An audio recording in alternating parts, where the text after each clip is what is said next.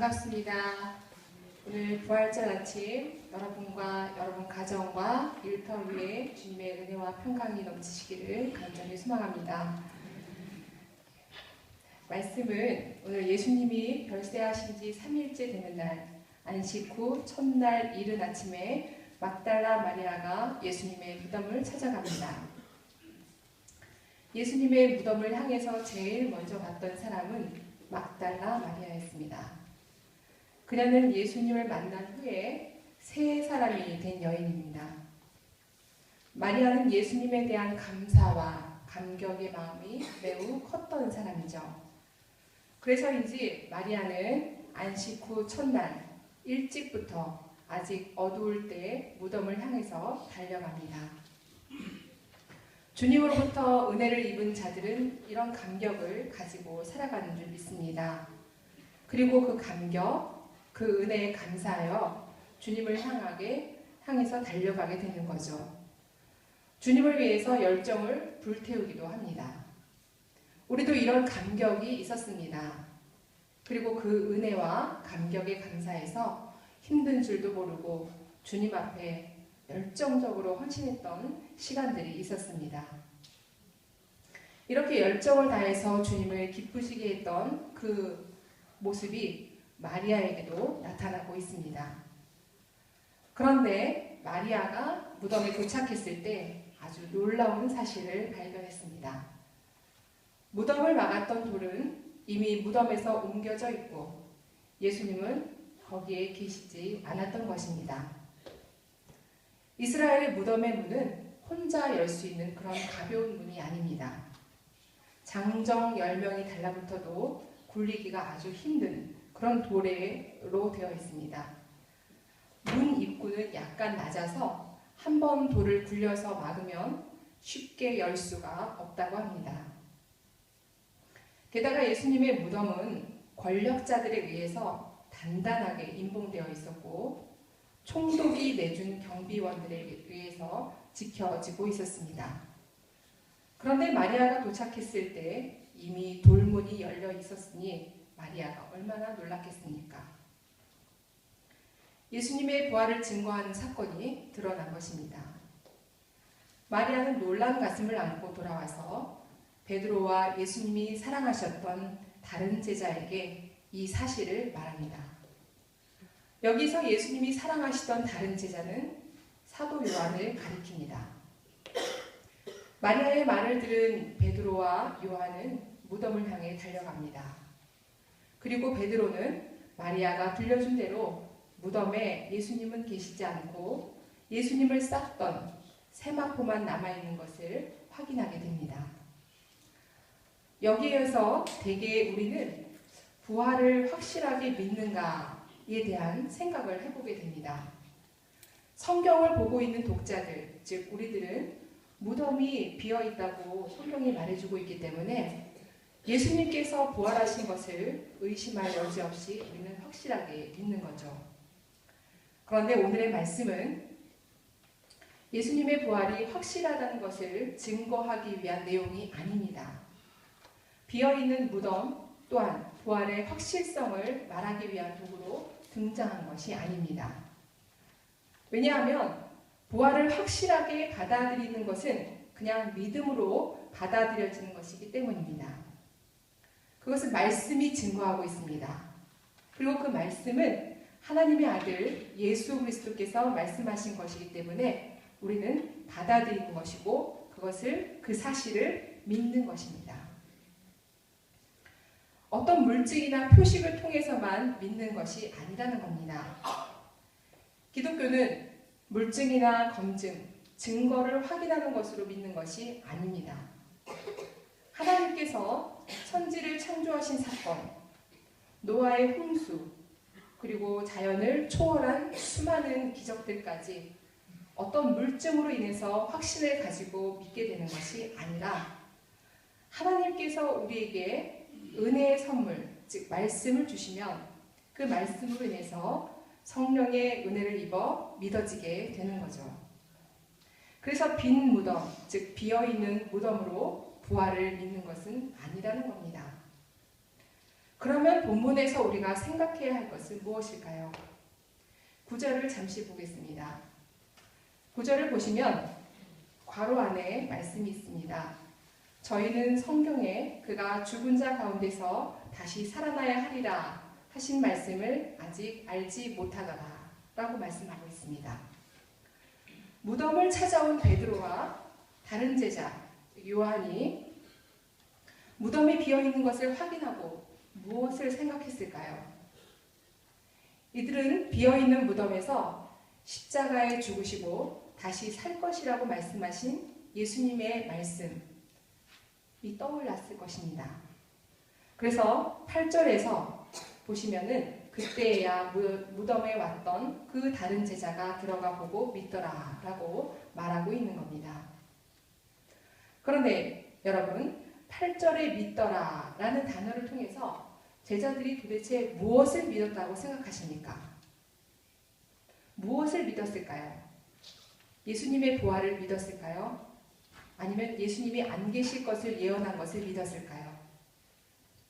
무덤이 비어있는 것을 보고 예수님의 부활을 믿었다는 의미로 이해를 할 수도 있지만 마리아가 무덤이 비었다고 알려준 것 때문에 그것을 듣고 무덤으로 와서 마리아의 말을 듣고 무덤이 비어있구나 라고 믿을 수도 있다는 것입니다. 그러나 9절의 내용이 부활에 대한 것임을 생각해 본다면 8절에 믿더라 라는 말은 부활과 연관이 있다는 것을 분명하다고 할 수 있습니다. 그렇다면 분명 8절의 말씀을 통해서 우리가 부활인 것은 믿었는데 9절을 다시 보시면 죽은 자 가운데서 다시 살아나리라 하신 말씀을 아직 알지 못하더라 라고 말씀하고 있는 이유는 무엇일까요? 부활을 믿었는데 아직 알지 못한다고 이야기하고 있습니다. 이미 부활을 믿게 된 제자들에게 부활을 알지 못하다라고 말한다면 그것은 부활을 믿기는 믿지만 부활의 온전한 의미를 잘 알지 못하더라 라는 뜻으로 이해할 수 있다는 겁니다. 바로 이 점이 오늘 본문에서 매우 중요한 말씀입니다.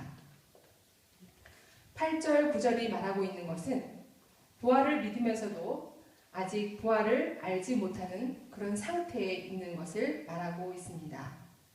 그리고 이것이 곧 오늘 우리들의 믿음의 상태일 수도 있습니다. 그렇기 때문에 신자가 부활을 믿는다고 고백한다고 해서 부활에 대한 모든 문제를 완성했다, 모든 문제가 다 풀렸다라는 그 수준에 못 이룰 수도 있습니다. 부활을 믿기는 믿어요.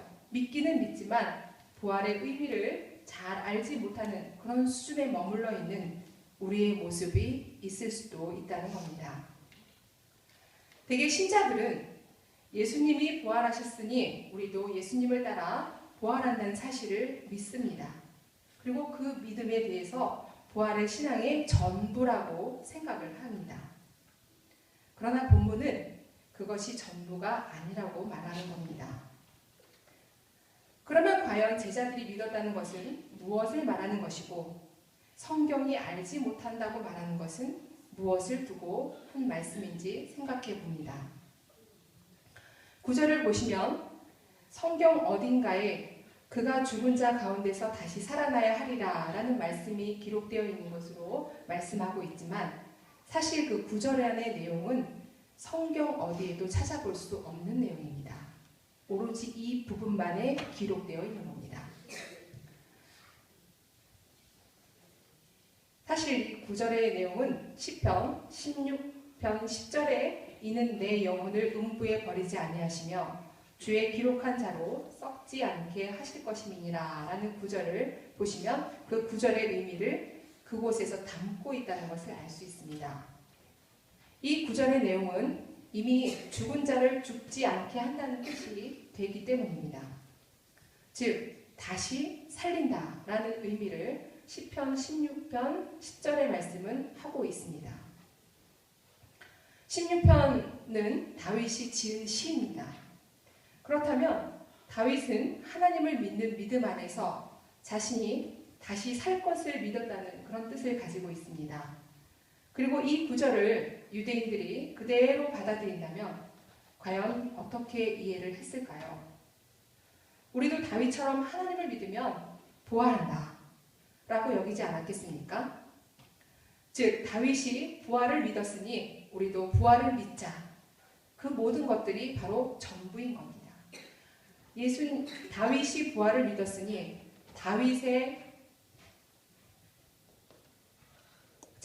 다윗의 후손들인 우리도 부활을 믿으면 우리도 부활할 수 있어 라는 것이 전부라는 겁니다. 다윗의 부활 신앙이 하나님이 약속하신 거룩한 존재 안에서의 신앙이었음을 사실은 그들은 제대로 보지 못하고 있는 겁니다. 유대인들의 부활 신앙은 예수님과 상관이 없는 것이었습니다. 다만 하나님을 믿으면 부활한다는 것이 그들 생각에서는, 그들 관념에서는 전부일 뿐입니다. 그러니 그들이 비록 부활을 믿었다고는 하지만 부활의 진정한 의미를 알지 못했다고 말씀드릴 수밖에 없습니다. 그러면 예수님의 부활을 안다는 것은 무엇을 말하는 것일까요? 대개 예수님의 부활을 장차 부활할 우리들에게 미리 시범을 보여주신 것으로 이해하는 경우가 많습니다. 날 봐라, 내가 부활한 것처럼 너희도 나중에 부활할 거야 라는 식으로 미리 부활을 우리에게 보여주신 것으로 이해할 수 있다는 겁니다. 그러나 이것이야말로 부활을 믿기는 하지만 사실은 부활을 알지 못한 유대인의 수준과 별 다를 바가 없습니다. 이러한 부활 신앙이 현대인들을 단지 종교인으로만 만들어 버린 겁니다. 예수님의 부활이 의미하는 것은 생명입니다. 이 생명은 오직 예수 그리스도에게만 있다는 겁니다. 나처럼 하면 너희들도 부활해 라는 것이 아니라 내가 아니면 너희는 결코 생명에 들어올 수 없다 라는 것을 말씀하고 계십니다. 예수님은 우리에게 죽으심과 다시 사심을 모두 보여주셨습니다. 죽으심을 통해서는 우리가 곧 죽어야 할 존재인 것을 보여주셨고요. 다시 사심으로 말미암아 생명의 능력은 오직 예수 그리스도에게만 있다는 것을 보여주고 있습니다. 그러므로 그리스도를 중심으로 살아가라는 말씀을 우리에게 전해주고 있는 겁니다. 이것이 부활을 아는 신자의 모습입니다. 나는 부활을 믿습니다 라고 하면서도 여전히 자기 중심의 삶에 있다면 그것이 곧 부활을 믿지만 부활을 알지 못하는 그런 수준에 살고 있다고 말할 수 있는 거죠. 신자는 예수님이 부활했으니 나도 부활한다 라는 막연한 기대나 소망을 가지고 살아가는 것이 아니라 예수님이 내 생명이라는 굳은 믿음 안에서 그리스도를 중심으로 살아가는 그런 삶을 살아가야 합니다. 나를 위한 삶이 아니라 예수님을 위한 그런 삶을 살아가야 하는 겁니다. 때로는 육신의 이익이 아닌 불이익을 올 수 있는 그런 길을 내가 살아가고 있을지라도 예수님의 이름이 높여지고 예수님의 말씀에 복종하는 바로 그런 삶을 살아갈 때 그 길을 걸어갈 때야말로 우리는 예수님을 잘 아는 자, 부활의 소망에 대해서 진정한 의미를 아는 자로 산다고 말할 수 있다는 겁니다. 예수님을 알지 못한 채 다만 믿음만 말하는 사람, 여전히 자기 중심의 그런 삶을 살아가는 사람입니다. 삶을 주님께 드리지도 못할 뿐만 아니라 주님을 위한 삶에서도 거리가 멀 수밖에 없습니다. 주님께 드리는 것 없이, 주님을 위해서 자신의 것을 포기한 것 없이 다만 자신의 이익을 기대하며 주님을 추종하고 있는 그런 수준의 삶을 살아가는 것뿐이라는 겁니다. 부활 역시 마찬가지입니다. 십자가에서의 자신의 죽음이 없이 다만 다시 산다는 것만에만 좋아서 집중한다면 그건 부활의 전부를 안다고 말할 수 없는 겁니다. 자기 중심의 사람은 일이 잘 되고 못 되는 것에 따라서 드러나는 모습이 달라집니다. 잘 될 때는 좋다고 하고 주님의 은혜, 주님의 은혜가 아니면 내가 이런 것을 할 수가 없어 라고 분명히 다들 말씀하십니다. 저 또한 그렇습니다. 그렇지만 뭔가 일이 잘 풀리지 않고 고난이 연속적으로 나의 삶을 힘들게 할 때는 그 하나님에게 그 예수 그리스도에게 받았던 그 예전의 은혜를 모두 잊어버리고 그 대신에 광야에서 원망과 불평을 했던 그들의 모습과 우리 모두의 모습이 전혀 다르지 않다는 겁니다. 그러나 예수님 중심의 삶을 사는 신자에게는 모든 것은 하나님께서 개입하셨고 모든 것은 하나님이 섭리하시고 다스리는 결과라고 고백합니다. 하나님의 뜻이 아닌 것이 하나도 없기 때문에 우리 자신의 일이 잘 안 된다고 해서 원망하는 것이 아니라 그 안 되는 가운데서도 하나님 앞에 순종하는 그런 길을 찾기를 애쓰게 되는 겁니다. 이것이야말로 진정으로 예수님을 아는 모습이 아니겠습니까? 예수님의 부활은 단지 예수님께서 부활하시는 그 모습으로 인해서 우리에게 시범을 보인 것이 아닙니다.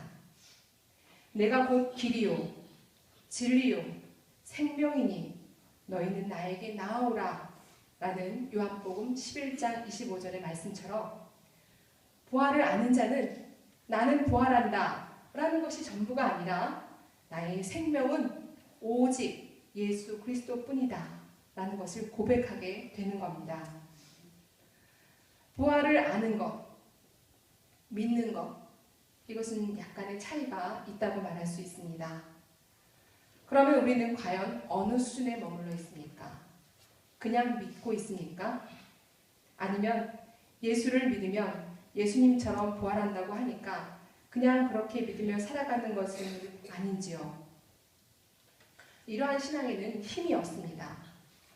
부활은 놀라운 능력이며 힘이고 생명력이 있다는 것을 여러분들이 믿으시기 바랍니다. 그런데 부활을 믿는 자로서 힘도 없습니다. 능력도 없습니다. 살아갈 뭔가 어떤 동기가 없습니다. 여기에는 문제가 있는 거죠. 바로 바리새인들은 부활을 믿었지만 예수님을 잘 알지 못했습니다. 그들은 하나님만 믿으면 모든 것이 다 해결될 줄 알았습니다. 그런데 그들은 하나님이 누구이신지를 사실은 잘 알지도 못한 채 믿었을 뿐입니다. 하나님은 예수님으로 알 수 있는데 예수님을 모르니 하나님을 알 수 없는 것은 당연한 것입니다. 그런데도 그들은 자신들만이 하나님을 잘 알고 있는 것으로 여겼습니다. 그러한 그들은 믿음도 자신들을 위한 것으로 여겼기 때문입니다. 부활을 믿기 때문에 이 자리에 나오신 여러분 스스로에게 부활을 잘 알고 있는지를 물어보시기 바랍니다. 부활은 죽은 자가 다시 사는 것을 말한다 라는 것으로 부활을 안다고 할 수는 없습니다.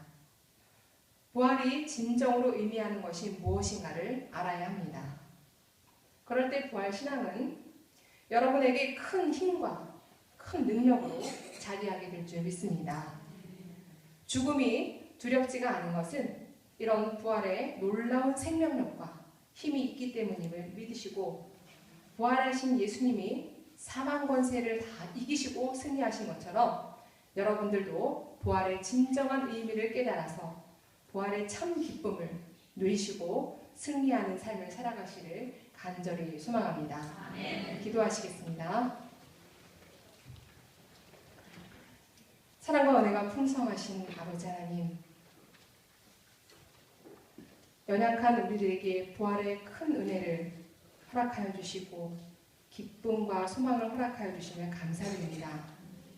우리에게 허락하신 부활에 대해서 진정한 의미를 깨달아 부활의 참 소망을 가지고 살아가는 저희 모두가 되게 하여 주시옵소서.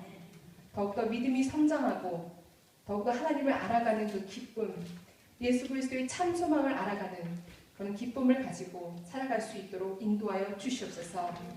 우리 모든 생명의 근원은 예수 그리스도 뿐임을 고백하는 저희 모두가 될 수 있도록 은혜를 베풀어 주시옵소서.